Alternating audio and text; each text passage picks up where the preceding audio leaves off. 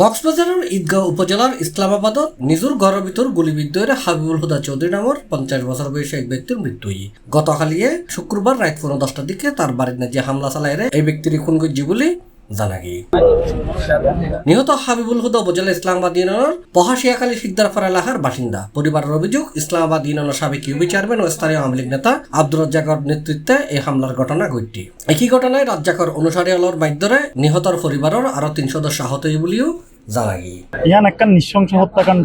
একজন আইনজীবী হিসেবে আইনজীবীর পিতারে মারি ফেলে এলে একখান বিষয় আসলে আর তো মানিল খুব কঠিন।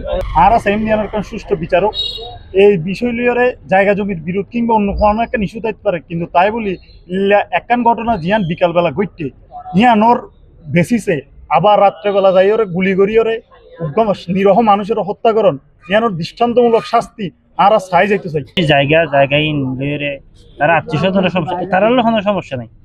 এই আনাল্লাহ বলে তারা গুসিরে নিধন করে বলে তারা পূর্ব পরিকল্পনা অনুযায়ী আজ ঘটনা ঘটে। সে প্রশাসনের কাছে এখন দাবি থাকি আর দ্রুততার সাথে চিহ্নিত সন্ত্রাসী শুধু এখন না, আজ ঠিক 2 দিন আগে সরাসরি যে রাজ্জাক চেয়ারম্যানের কথা হয়, রাজ্জাক চেয়ারম্যান আগে কইয়ে দে আর রাজ্জাক চেয়ারম্যান চাই না বহুত কিছু করে ওই জায়গা সবসময় রাইতে দিন আজও আওয়ামী লীগের মিটিং করে তাহলে ওরও গিয়ে হইলে কি ইউনুসার কক্সবাজার আসছে এইভাবে তোরে ভিডিওম ইউনুসারেরও এইভাবে দৌড়াইও মারা ওদের নিরাপত্তা নাই আর ইউনুসার তো নিরাপত্তা চাই।